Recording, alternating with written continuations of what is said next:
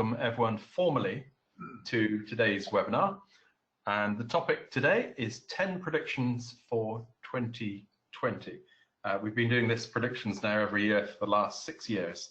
So we're going to be looking back at some of the predictions we made in the past and then looking forward to some of the predictions for the future. It's going to be a fascinating hour. So delighted to welcome our prediction master, Martin Hill-Wilson from Brain Food Consulting. Welcome back for your 6th year, Martin. Thank you very much. So we're going to be putting you to the test today by replaying some of the predictions that you made 6 years ago and seeing how many of those those came true. So which will be quite fascinating. And we're just going to take out five of the bigger ones, I think. And also delighted to welcome back Phil Davitt from New Voice Media, which is a Vonage company. So and I understand that there may be a name change coming up soon. I don't want to spoil the predictions for you, Jonty. Maybe that could be a prediction as we go forward. Welcome, Phil. Just a bit of housekeeping. If you'd like to watch a replay of today, callcenterhelper.com/recorded webinars. That will be available in about an hour's time after the webinar has finished. If you're not already logged into our chat room, we've got quite a number of people logged in already, then you can just type into, probably the quickest way is just type into your browser or into your mobile phone cch.chat. That's a complete URL. It's like a speed dial URL. That will take you straight into the chat room, or if you prefer to do it the old-fashioned way, callcenterhelper.com/chat. And in the chat room, we have got a few new functions in the chat room. We are going to be taking a quiz later on. So if you want to be part of the quiz and win the prize for that, we've got some voting buttons now in the chat room. And you can also download the webinar slides from being part of the chat room as well, which I think will tie out very nicely there. So it's callcenterhelper.com/chat. It is in a separate window, so if you put that on perhaps on the left-hand side of your screen and then the agenda on the right-hand side of the screen, or if you've got a mobile phone, you can just join the chat room from your mobile phone. That's obviously a little bit more difficult to type in the messages there. So if you'd like to join there, it is an experimental chat room. So if you notice anything looking a little odd, we will be getting our developers onto that very soon to work that through. Added advantage of being in the chat room is that you can put in your questions, your predictions, or your tips. Hashtag question for a question, hashtag predict for a prediction, or hashtag tip for a tip.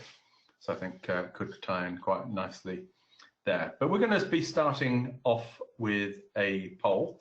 And the poll question that we're going to ask, this is not in the chat room, we're hoping to add that in the future. So what's happened to your contact center volumes in the past 12 months? Have they increased a lot? Have they increased a bit? Have they stayed about the same? Have they decreased a bit? Or have they decreased a lot? So it'd be quite interesting to see how this works. And Phil, I don't know if you've got any thoughts about where you think the answers are likely to be. I guess this, to some extent, might tie up with the growth or contraction in the economy. I would predict we're going to be at the top end of these options, increasing a little bit, increasing a lot. If I had to say, I'm speaking to contact centers out there on a daily basis, I don't see very many of them that are claiming to have had a decrease in their contact volumes. That's overall volumes, of course. We're not just looking at voice in that, but overall, consumers want more attention. Well, it does indeed look like this case. 37% say it's increased a bit, 18% increased a lot, 22% stayed about the same. For 20%, it's decreased a bit, and 3% it's decreased a lot. Martin, do you think that some of this is increased customer expectations, or do you think it's increased channels that people are making available? No, I think Phil's on the money. We just expect our stuff to get sorted for us. So I think some of the detail may be that people who are doing successful, Omni-Channel may well have reduced some of the voice over to chat. They may have reduced some of it over to self-serve. But I think generally, most brands are finding that more customers want to communicate with them, regardless of which way they want to do that. So I think the increased a bit, which is quite clearly the majority view here, is probably representative of what's happening out in the marketplace. Indeed, well, it's encouraging to see, because you'd have thought with everyone going to self-service that contact demand would go down, but it seems to be the opposite. In fact, we wrote a story about 18 months ago that said that self-service can often increase contact volumes rather than reduce them.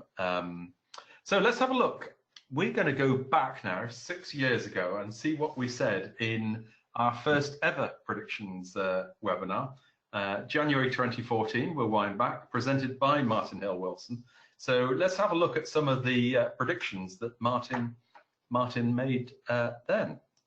The first one was that there would be a very significant growth in live chat since then, and I think there's absolutely no doubt that live chat has been a very, very fast-growing channel. So Martin, are you pleased with that one?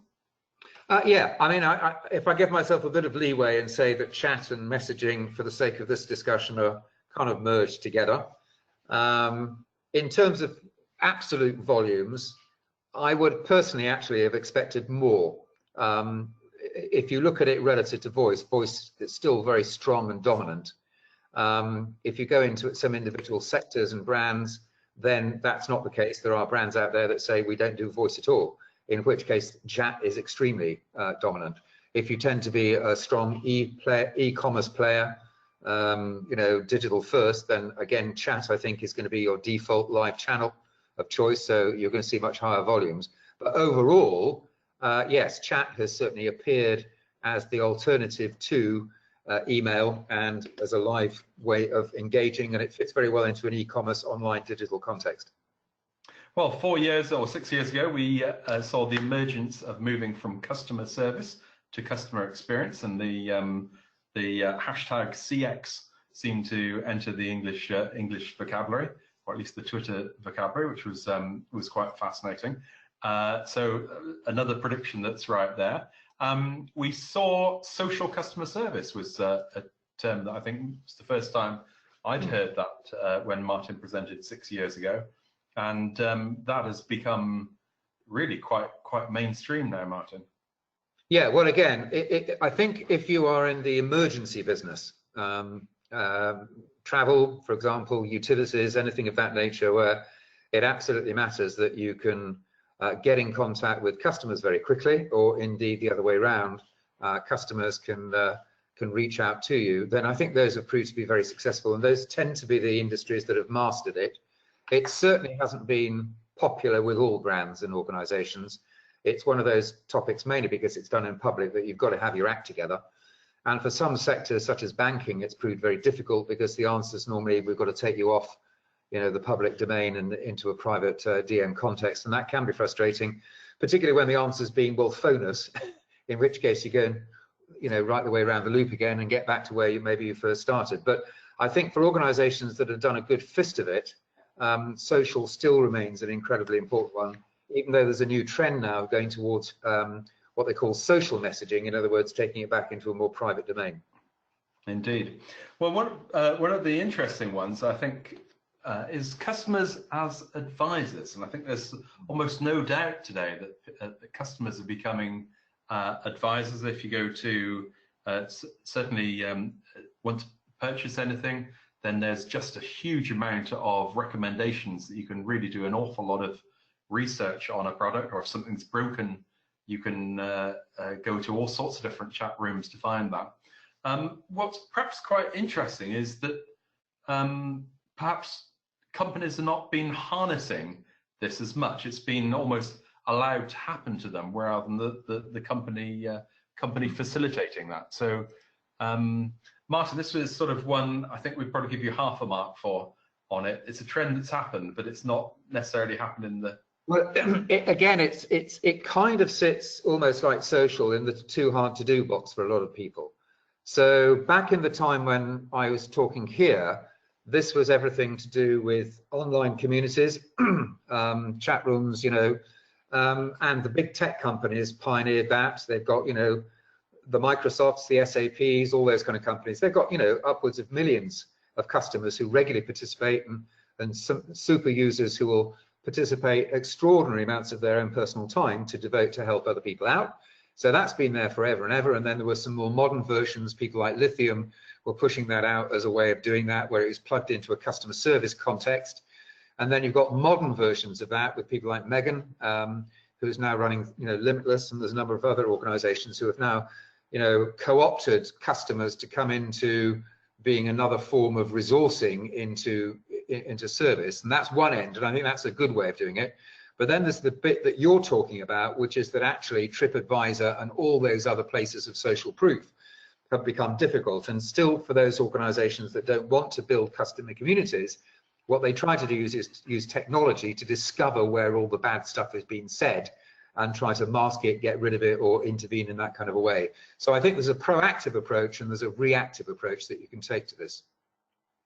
Excellent. And then the last one that you made was mobile and multi-device for customer service. And certainly there's been a massive shift now in customer services happening on the mobile device. So I think, Martin, looking back over 6 years, some great predictions there. I think we'd score you probably about 4.5 out of 5, which is not bad in the crystal ball stakes. So that's probably a good time now to have a look at the your next predictions, and you know, perhaps we'll come back in 5 years' time and have a look at your latest batch. So if you just like to put your predictions up onto the screen there, and see what your crystal ball is showing. Right, so let's just get ourselves plugged into this. I'm very much looking forward to coming back. Is that nice and visible to everyone? That's fine, yeah. Good. I've just got another little thing I'll get rid of on this side, excuse me. Let's get rid of that there. Right, so predictions 2020. Let's start off by saying one thing, which I think fits well with what we've just been reviewing. You know, it's that Bill Gates comment, isn't it, that we tend to overestimate the short term, but in the long term, things definitely take place. And I think that most of the things that we get to talk about on this event eventually turn up in some degree, possibly as mainstream, sometimes as slightly more niche. And from the perspective of people listening into this, whether or not you embrace it today, next year, or even maybe 6 years later, it all depends where you're sitting. And there is no such thing really as an average contact center. And it's very difficult to talk sometimes about the industry as such, because we're all sitting at different places, and what we're trying to do in our transformations all depends where we've started from, and a whole number of other things. So there's a few people right out there at the front. They often get a disproportionate amount of, you know, headlines in terms of conference and use cases and write-ups and stuff like that. The reality though is that, you know, many more are sitting at the back, and the majority of us are sitting trundling along somewhere in the middle, being pulled along by the momentum of the front runners, and not making sure that we get left behind at the end of the day. So in terms of what I'm going to talk to you today, you might find this is exactly what you want to put onto your 2020 program. You might find that some of it's a bit too rich and you've got other things that are already a priority for you. So it all depends. The first general topic to look at are, you know, what probably are the 2 or 3 most significant things that have been turning up in terms of trends that impact the contact center space, and what does that mean? Well, I think the first thing I'd like to say is that if we cast our minds back to when we used to have data centers and buying tin and capex and all of that malarkey, then the cloud has really facilitated a terrific change in terms of the opportunity to experiment. And apart from a number of great things around of, you know, resilience, security, possibly, the big thing I think that cloud has done for us is give us the opportunity to play around with Omni-Channel and some new capability in a way that was just too expensive and too difficult, bearing in mind that we're not particularly rich as an industry in terms of budgets. It's been hard to always justify investment, and I think the cloud has done a great job for us. However, I think that there's a new point of focus now that's turning up, and AI in terms of catalyzing things, I think is beginning to take center stage. And certainly you will find that your own mix of vendors who help support your infrastructure in the contact center, if they haven't already started, will be continuously turning up, really saying that their whole approach to their particular part of the framework that you run is being transformed by AI and will continue to be so. So it's a very active catalyst at this point in time, and if you look forward to its total impact, I think the net result will be, as an industry, we'll be much more front-footed than back-footed in the next, I don't know, half dozen years. It's transformative as far as that's concerned. And I think one of the main reasons it's transformative is its ability to spot patterns. In the very back of that slide is a visual representation of an algorithm, and the middle pulsing one again is meant to just demonstrate that if you can bring the data together and see the patterns between them, there is something extremely important that we can learn in terms of the types of customers, the types of topics, the ways in which they want to engage, and the outcomes, both for customer and also for the business. Now, most of those relationships and those insights remain invisible to us. Most of our MI is very thin and most of it is reactive. But as we start to be able to use things like machine learning, which is basically driving the pattern recognition capability, then more and more we're going to be able to see what's going down, and our decision making, rather than being gut based, will be data driven. And I think that we're therefore going to be able to make much smarter decisions closer to real time as a result of that. And I think that's a massive source of opportunity, and is a transformative one in terms of most of the things that we would, quote, love to be able to do but can't do. At the center of that is the information that we need to do it. So I think there's a big story sitting around of that starting to take place progressively over the next couple of years. As a result of that, I think omni-channel and the optimization of live versus self-service versus proactive is going to really accelerate very quickly. And we are certainly sitting in a world now where automation is big, RPA is big, conversational AI, robots, bots, virtual assistants, whatever you choose to call them, again, are growing quickly. And it raises the question, what are the people going to be doing at the end of the day? And to my mind, we will, as John T was saying earlier on, see longer calls, more complicated calls, and it's back to a theme that you'll have heard me talk about many times, which is when it's emotive, when it's complex, and when it matters to the relationship, it's all about the live engagement. And I think really going forwards, one of the most interesting strategic decisions we have to make is, when is it going to be virtual and when is it going to be physical? When is it going to be a bot? When is it going to be a human being? But when it is a human being, it means that we need to reskill in terms of profile. We also need to upgrade their ability and the impact that people have when a customer chooses a live form of engagement. We need to maximize that, and therefore we're looking potentially at a whole new resourcing strategy, which I think is a very exciting one. So those are three that I wanted to pick out. Talking about ones that have been growing but maybe are falling by the wayside, or certainly changing in terms of what we're trying to do with them, I'd pick out the big one, which always turns up, which is Omni-Channel. And there has been, I think, a mood swing in terms of recognizing that it hasn't been as easy as we thought. Provisioning it just as a technology is the least of it. That simply enables it. It's what we have to do to make it work that's been the challenge. And whilst it may have produced maybe unified desktops for the advisor, from the customer, it hasn't necessarily been as easy as it could have been. And it still remains a bit of a maze, a bit of a complex thing in terms of, well, which channel should I use? When are you available? When are you not available? How can I engage with you? And to that extent, I just picked out one of the voices that is providing leadership in this space, which is Stuart from Stabio.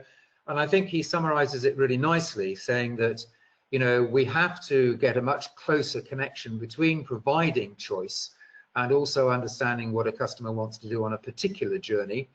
And to that extent, maybe it's be slightly more proactive and helpful in allowing customers to be signposted in terms of how they should engage with us. So as you said, direct people towards the channels and resources most appropriate for what they're trying to achieve. Could be as simple as signposting, but certainly we need to do a better job rather than letting people be overcome by the complexity of the choice. So I think that's an important thing we're going to start to tidy up this year. In terms of the channels themselves, and to make it very simple at a modal level, there is voice, there is text, video is still slightly niche. I think one of the most interesting things for me was hearing Nicola Millard talk end of last year on a piece of research that BT publish every 2 years. I mean, I've nicked her glory to a degree because I don't think Nicola's even managed to publish this yet. But what was interesting as far as the UK cut of that data was concerned is to say, well, guess what? The phone, rather than continuing its decline from 2011, staged a bit of a comeback in terms of 2019, as did, by the way, IVR, interestingly. So the point to be made is that voice is evolving as the customer base evolves in its expectations, but to say it's on a one-way journey is inaccurate. And I think it demands that we have a better understanding about when voice remains significant and important to customers and when they want to use it, because clearly it's not going away anytime soon. And indeed, the automated form of that in terms of the smartness that natural language can offer IVRs these days, and the embedding of that into things like smart speakers. I'm afraid this is just a European-centric perspective, but if you're in North America, then your rate of adoption is even more aggressive, as is other parts of the world. But basically, at the moment, we like to be able to talk to things, and smart speakers are the form of it, but progressively that's going to spill out into all forms of IoT, automated motors, etc., etc. So our ability and willingness and desire to converse and do it in an automated way, again, that's going to be huge as we go forward in terms of service strategy. The other big news, of course, is text, and probably the thing to be said to a UK perspective is that we are very slow adopters of messaging relative to other parts of the planet, particularly the Far East. And messaging is two things. It's both a channel, a text channel, but it is also a platform. And it's a hugely significant one, back to the point that John Tis made at the last thing, which was mobile. And of course, we are smartphone based as customers. And I think a lot of us still, as brands, ignore the fact that customers are coming in via smartphone, and messaging is a very happy marriage, obviously, in terms of our own personal use of messaging on a smartphone device. And of course, it's asynchronous, it's relatively popular for a certain generation. And I think that really we should be getting to grips with messaging. It's not that easy to get right. You've often got to blend that in with self-service, otherwise you can become overwhelmed if you just have it as a single live channel. You need to triage it through self-serve. But messaging needs to grow, and we need in the UK particularly to catch up with that customer behavior.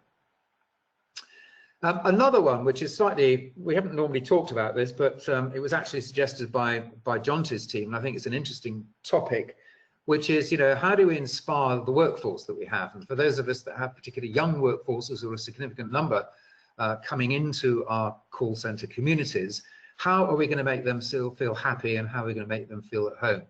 And I think one thing that is true for all generations is, of course, in the world that we currently live in, our CVs matter massively, and we can become redundant in terms of our skill almost in a matter of years.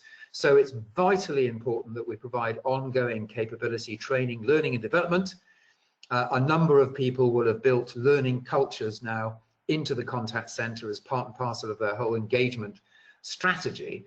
And the trouble with that, of course, is that it's damn difficult to eke out the time to be able to go and do formal learning and development. And the big news for me anyway is that you can do micro learning on smartphones, which can happen before, during and after shifts in a way that just was not possible before. And it can be now hugely engaging and massively effective. And I think that's one of the things that's very attractive to young workforce, that you can offer them opportunities to progress their own skills as part and parcel of their work with you. The other thing that has been big, more generally at enterprise level, has been a recognition that customers want to be attracted and seek out brands that have purposes beyond the product portfolio. And purpose-driven branding has become very big. It's, again, something you can't fake, it's for real. But if you do stand for something in the world, then again, that is very attractive to folk. And it should be no surprise that younger cohorts of employees find that particularly attractive and are drawn towards brands that are that. You can't make it up, but I do think that the contact center, again, can articulate what its mission is in a much more visible way that is attractive to people. And then the last thing I would say is that diversity and inclusion certainly, again, hasn't been just a contact center only point of focus in the last two, 3 years, but it is hot to trot across the world. It's massively important. And again, just in the UK, we had a couple of sessions within the contact center world where they were whole day conversations. So it's good to see that's now firmly on the agenda and that people are beginning to take this much more seriously. And of course, I think all cohorts find it important, but again, you may well find that a younger workforce are particularly expectant around of clarity on diversity and inclusion and following up that general statement of intent with some of the specifics that sit in a very good D&I plan. So 3 things to keep a younger workforce happy. And then the last thing I just wanted to talk about is one of the key metrics. We always talk about what's popular and what's not popular. And I must say, this is not my own thinking. It's something else that I saw and I thought, that's really good, actually. So I've slightly embellished it. But we do have a preoccupation in our particular marketplace with thinking that the only thing that really matters is to fill up every second and every minute of every shift. And unless we're doing that, like ACCA occupancy, we're not doing a good job.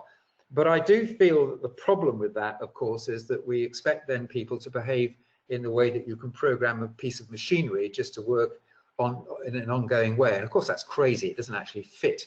And particularly as we're looking for our workforce to be increasingly creative, focused on the present, not just doing it by rote, and fully engaged, we can't really think and expect people to do that, because the effects are, the only way to survive that kind of culture is basically to, is to turn off and tune out, as opposed to what we really want people to do. And so therefore, if we are going to look for a much more engaged and motively orientated workforce, we've got to loosen up, I think, around of our use of time and what we recognize as being productive, and start to rethink that and be a little bit braver about time, because at the moment, unless we've got high occupancy, we think that we're being wasteful in terms of resource. And I think we should start to rethink what we're doing there. So that's my set of suggestions for people to start looking at and working on this year. I hope those have been interesting, and I'm going to hand you back now to John T, who I think is going to take us back to the chat room. Well, thank you very much indeed for that, Martin.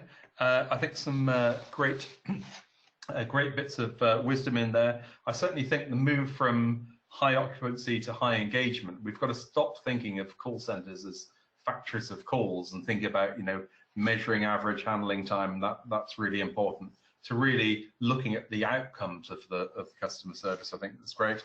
I think you're absolutely right. Voice is proliferating. The demise of that, I think, has been greatly exaggerated, as to quote Mark Twain, or misquote Mark Twain. And certainly things like instant messenger, I think, are going to come in a very big way. Well, we're going to have a quiz now, and we've now got some voting buttons in our chat room. So if you're not already logged into the chat room, I know people were having some difficulties earlier getting in, getting an error message. Our developers have told me that is now fixed. So just type in callcenterhelper.com/chat, or actually, if you've just got a mobile phone or a browser, just type in cch.chat. That's a speed dial. That should get you straight into the chat room, and you can enter the chat room. So we're going to be doing a quiz, and once you're logged in, you're going to see these voting buttons, A, B, C, or D. So I'm going to ask a series of questions, and what you've got to do within the chat room, you have to press the voting button to indicate the choice you do, and we're going to have a leaderboard. So just wait for a couple more people to get logged in. We've got a decent number going through, so let's start off. So the first question: according to Trustpilot, which of the following companies gives the best customer service according to Trustpilot? Is it A, British Airways, B, British Gas, C, John Lewis, or D, Tesco? So just press the button in the chat room that you think does that best.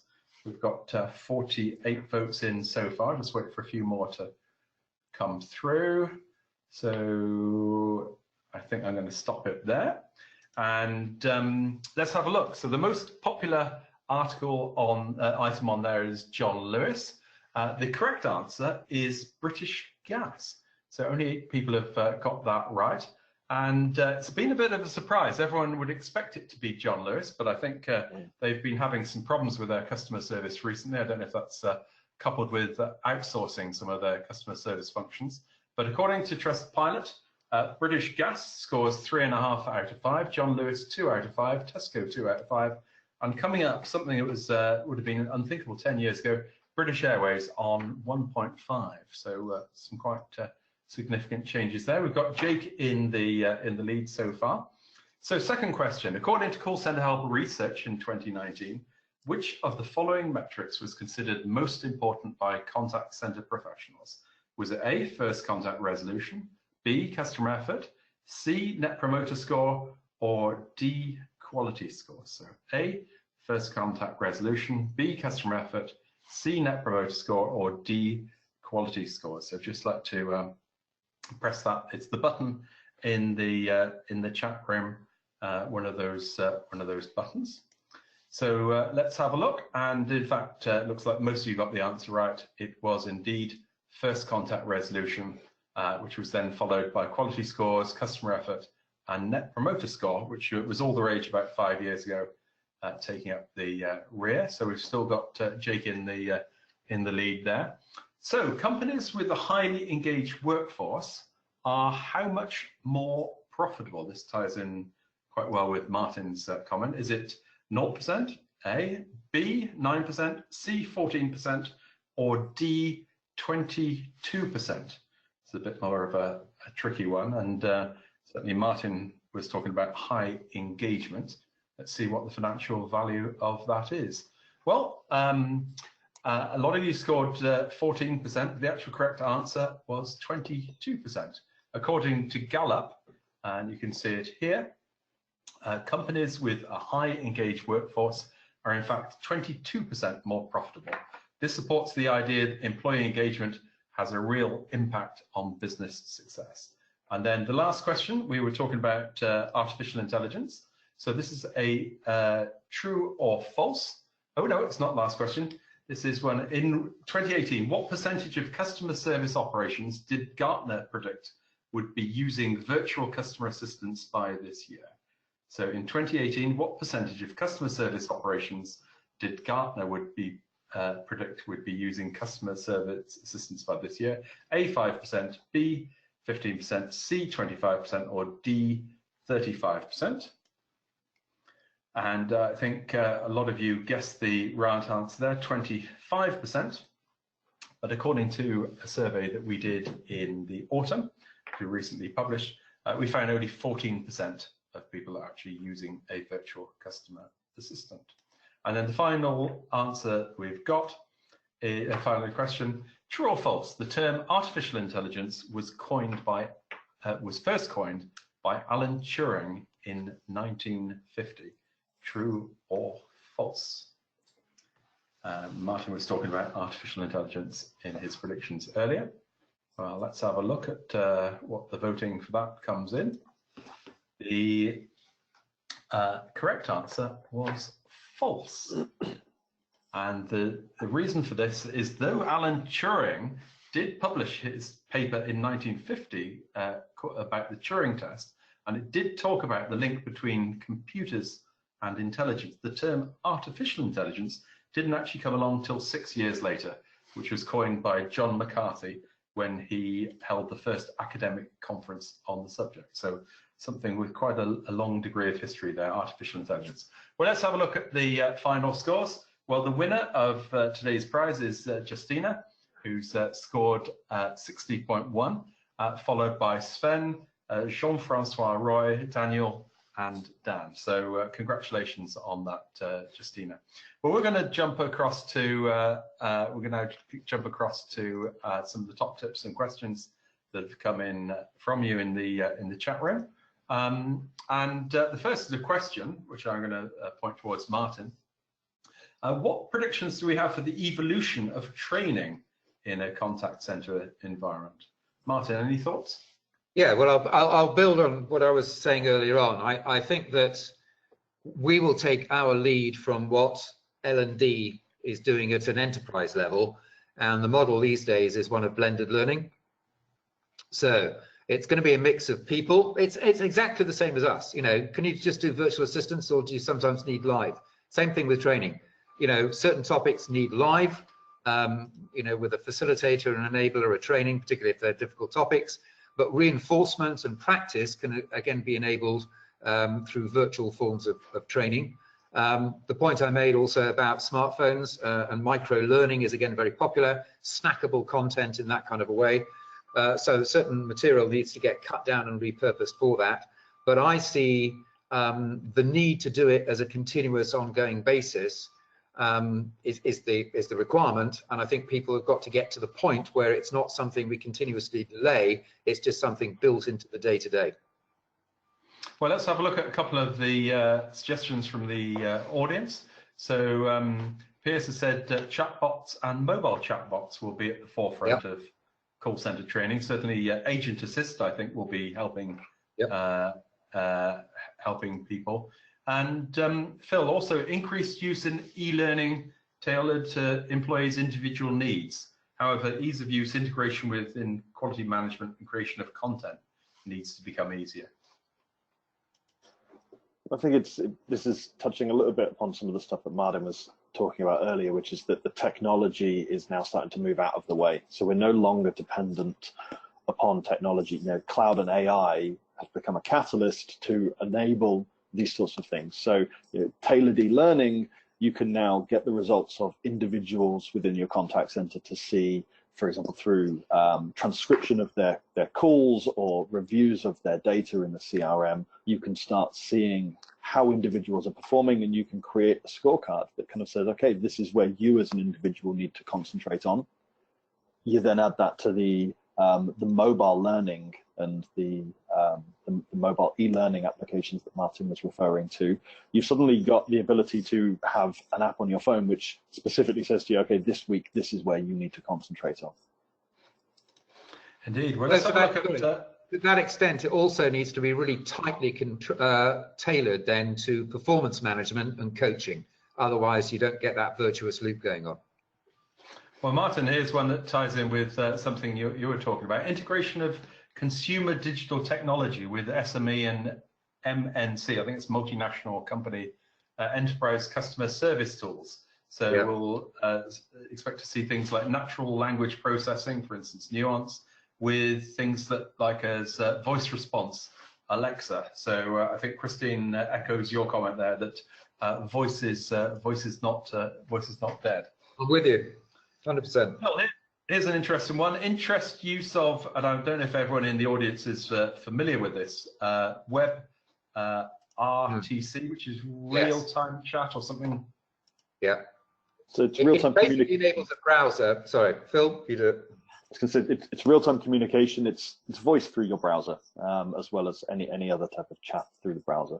So it removes the need to be using telephones and PBXs in your contact centers. It's a very cool piece of technology. But it also enables video in this particular context. And again, Christine's completely on the money. If you were, for example, a big TikTok user, then video is a big deal. You know, it's a normal form of communication.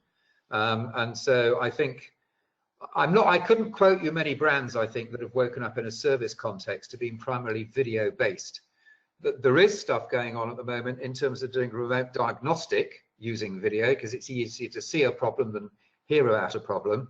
And some people are connecting their cameras in that kind of a way so that we can do remote work as far as that's concerned. And that's where some of the video stuff is coming through. But I noticed actually my bank, who I shall not mention, used to have video chat.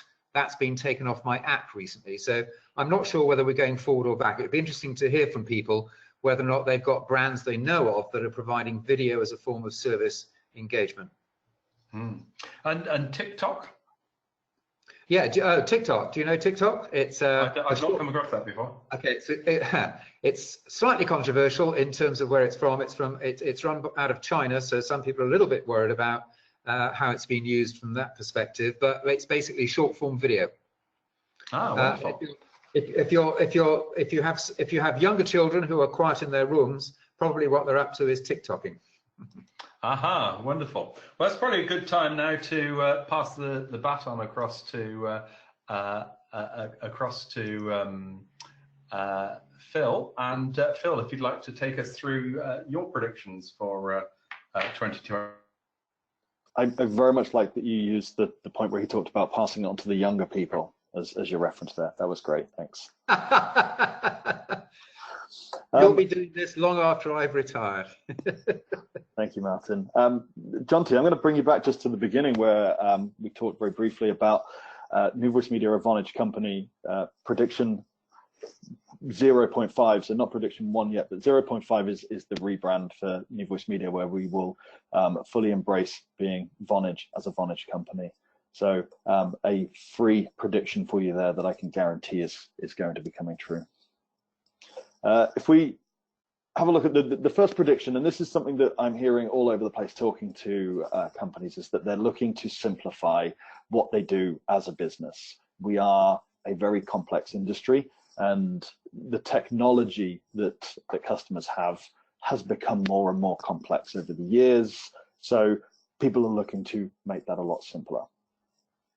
I saw an article just this last week in the news that I think anybody that working in a contact center can probably understand, that the NHS is currently using outdated services. People have 15 different computer logins to different services because we're patching on top of each other. So every time we bring in a new service, we're adding it on top of the older services, and you end up with this situation where you're putting a plaster on top of a plaster on top of a plaster, and you end up with something that is a bit horrific.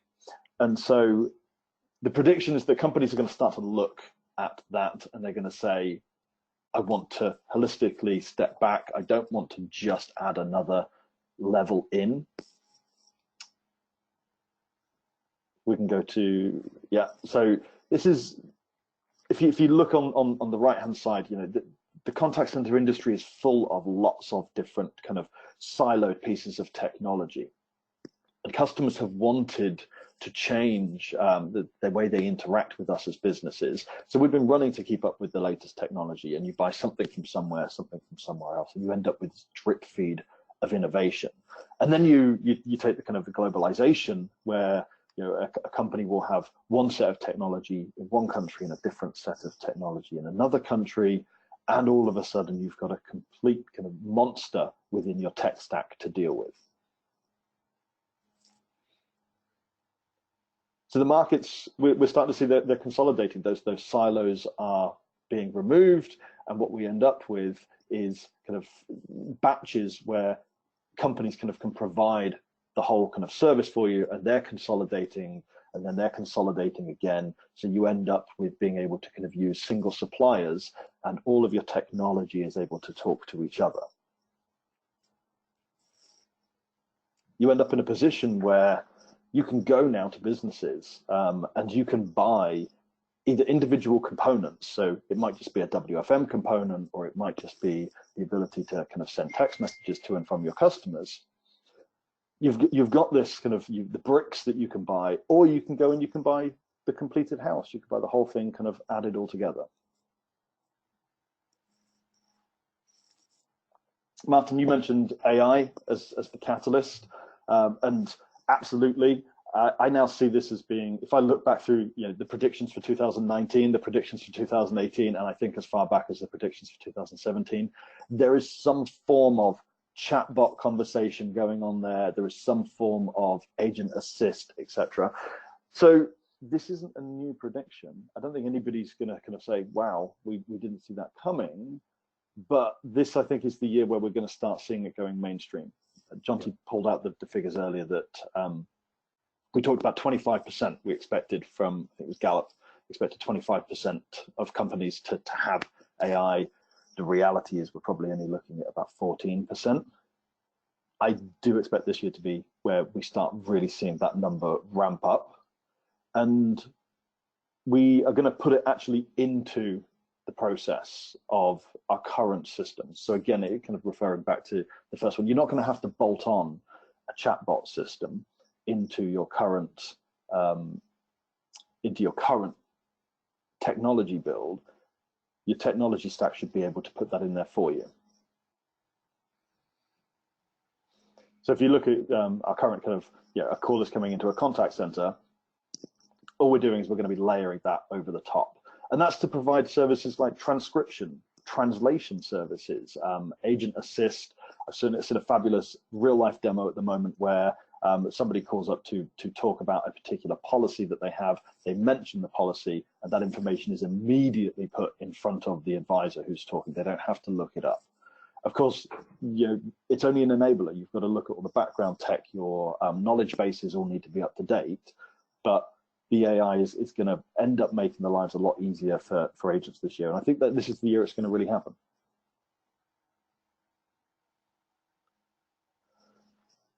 I don't know about anybody else. I'm getting bored of hearing the term disruptive companies. Everybody wants to be disruptive in their industry, but as a consumer, do you really want to work with a disruptive company, or do you want to specifically just work with somebody that's easy to do business with? A very quick Google search. Yeah, disruptor is everywhere. And I think my favorite from this list was at the bottom, where the disruptor is being disrupted. And it's become almost a cliche to itself for people to be referred to as disruptors. So your customers don't care if you're disrupting their competition. What they care about is the service that you're providing to them.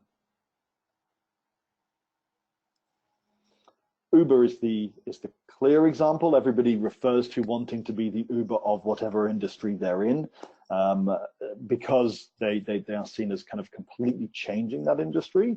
But the reality is that the reason why it works for people is that it makes life easier. You use the app, you get yourself your taxi, and you pay for it that way. You don't have to go through a lot more steps and a lot more process. WeWork, similar situation. I think that they're in the news a lot recently, but the concept is that they are changing the way that it works within the kind of the shared office space. They're making it easy. You can just rent a desk for a day. You can rent a desk for a week. One that I don't think people would expect to see and call a disruptor is Costa. They haven't particularly changed their business model. They're not disrupting the industry, but do you know what? They're easy to do business with. I can order a coffee on my phone. I can have it there ready for me to pick up when I arrive. Actually in the Costa, it's paid for. That to me is the exact same service that I would be getting from Uber and from WeWork. And then lastly, I don't know how many people know Ringo, because again, it's not a big famous name. They're disrupting the parking industry apparently, but it's just, again, I can pay for it on an app. I can pre-book parking. I don't have to worry about ringing a telephone number or putting money into a machine. The app knows all my details. So it's not about being disruptive. It's about being easy to do business with. The gig economy, it's a phrase I'll probably be sick of this time next year, but the concept is there.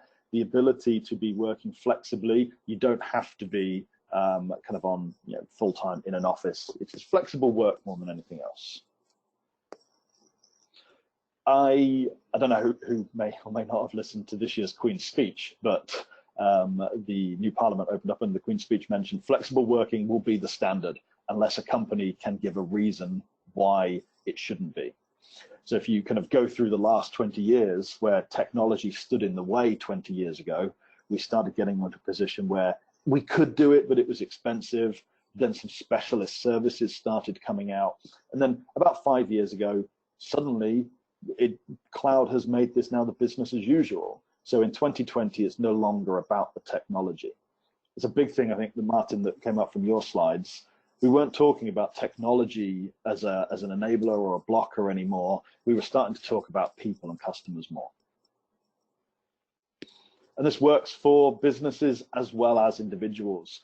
You immediately think about flexible working and home working as something that's really going to help people with their families and their home lives, but it really works for businesses, being able to scale up during the periods of the year where you need additional staff, being able to have just an hour shift or a half-hour shift available for people during your peak times where they don't have to come into the office and sign on.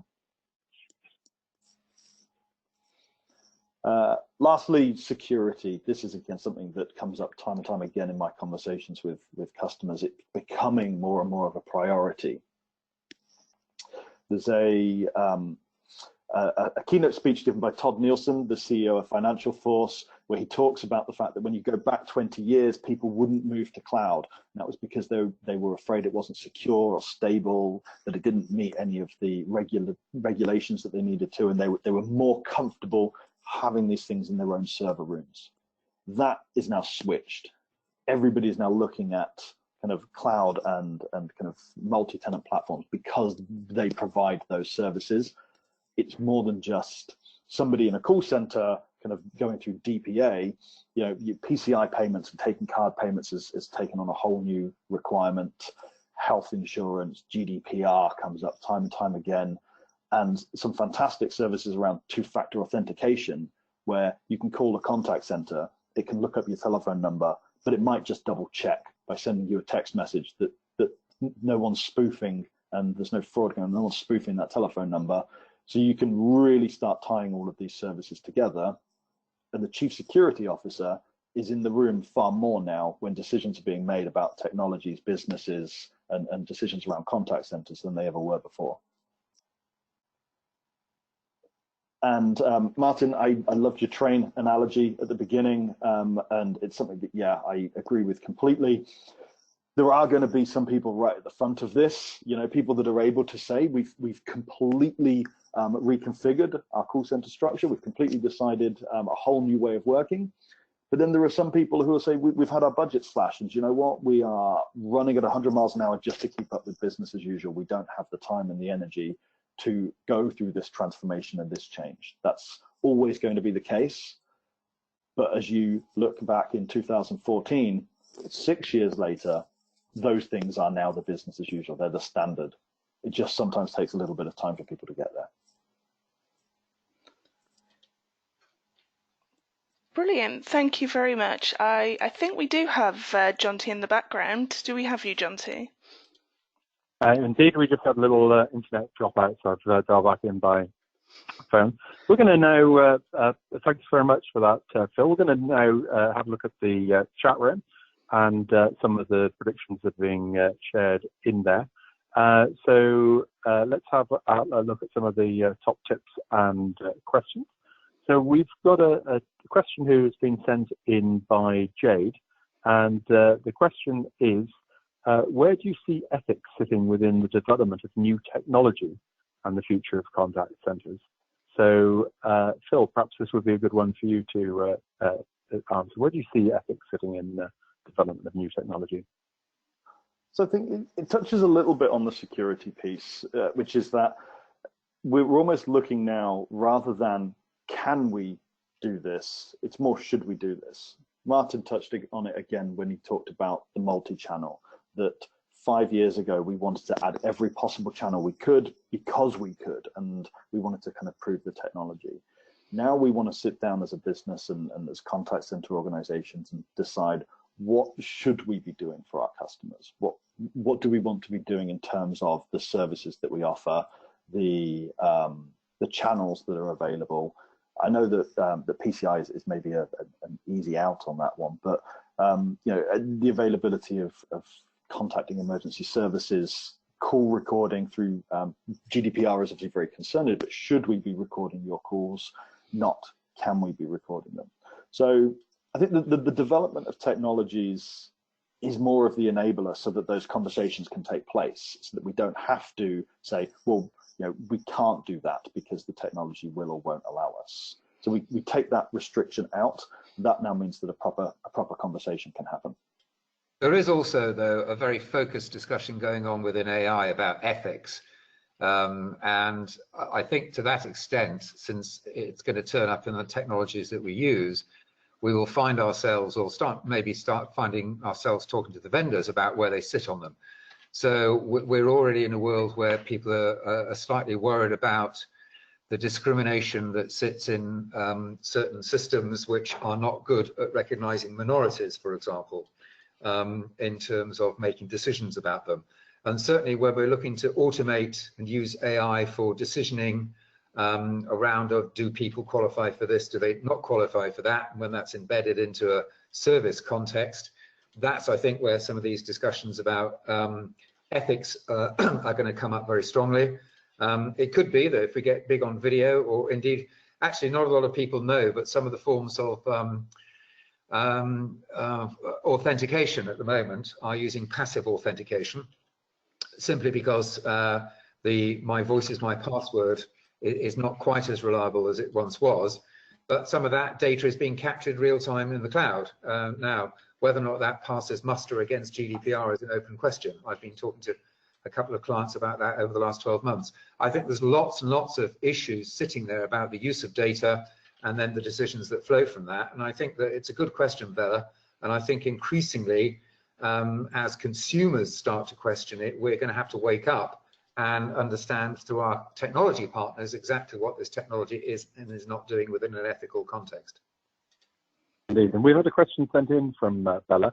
It said, do you see contact centres mainly being younger staff members as we move into the new technology coming in off live chats, virtual training, and the like? Phil, got any thoughts on that?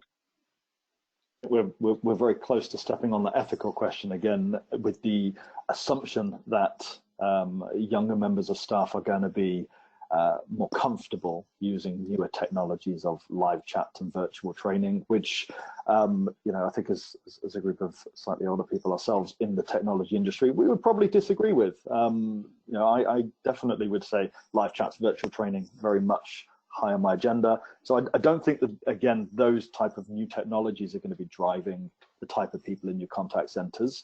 Again, it's going to be the things around the emotional intelligence that are going to drive who it is that's going to be working in contact centers. We're removing those very quick and easy transactional conversations.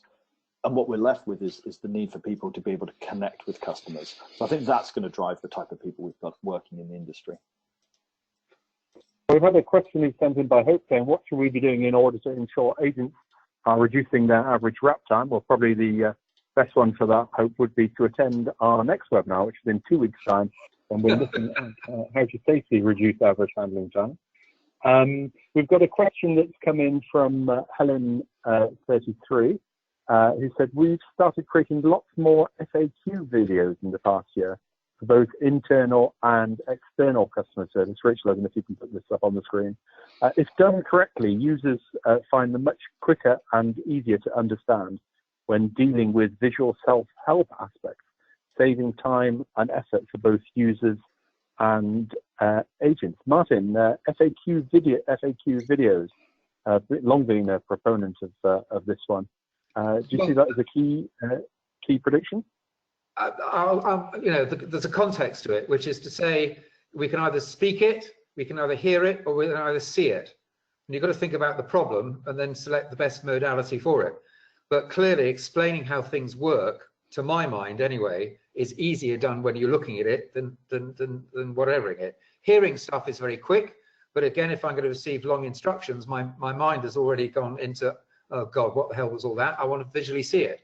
So again, you've just got to understand the nature of the task and then decide on the modality. But certainly video-based answers is an increasingly popular way of delivering stuff, but it's not a silver bullet as such. Well, we've had another prediction in from Sven. Sven has said, prediction, we use WebRTC with 2 banks to enable opening an account for private customers via video chat. However, we had to stop it as there was simply not enough demand in the Swiss market. And anyway, I think that it might increase in 2020 in the healthcare environment. So, Martin, I don't know if you're banking with a Swiss company, in which case maybe I can see the end of the question. I think what Sven's saying makes a lot of sense, right? That healthcare, especially now, becomes a big area for this. I think we have heard it a few times for the NHS was talking about video consultations or telephone consultations with your doctors. It may sound like a dystopian nightmare for some people, but for others, that's the sort of thing that they're looking for, is the ability to very quickly have that consultation rather than over the phone. When we cycle back to the last one we were talking about, visuals make a big difference. So to me, I would I would very much prefer to be able to have a video chat with my doctor than a telephone call with my doctor. So the WebRTC kind of enabling network is... The only thing, what I would say to anybody who's introducing a new channel is once you've done all the hard work of getting it integrated and up and running, don't forget the obvious, which is to promote it. And customers are often unaware of the fact that there is new ways of doing it. So you have to invest in that part of it as well. Brilliant. Okay, well, we're just in the final bit. We're just going to jump in. Would you like to see a demonstration of the new voice media solutions? If you'd like to see a demonstration of the new voice media solutions, if you'd just like to vote on that in the poll now.